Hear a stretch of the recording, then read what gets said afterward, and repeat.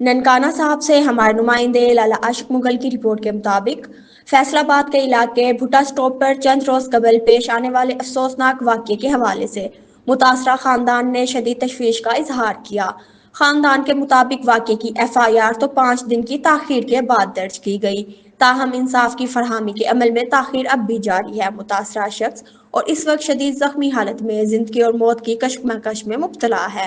جبکہ واقعے میں ملوث ذمہ دار عناصر کو تاحال گرفتار نہیں کیا جا سکا۔ اہل خانہ کا کہنا ہے کہ پولیس کی جانب سے کارروائی میں تاخیر باعث پریشانی ہے، جس کے باعث متاثرہ خاندان میں شدید بے چینی پائی جاتی ہے۔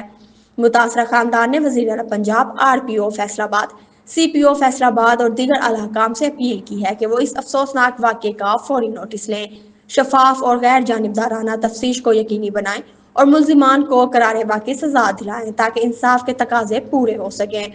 سائل برکت علی ولد علی محمد نے کہا کہ بروقت انصاف کی فراہمی ہی متاثرہ خاندان کی زخموں پر مرہم رکھ سکتی ہے، بصورت دیگر انصاف میں مزید تاخیر معاشرتی ناانصافی کی بدترین مثال ثابت ہوگی۔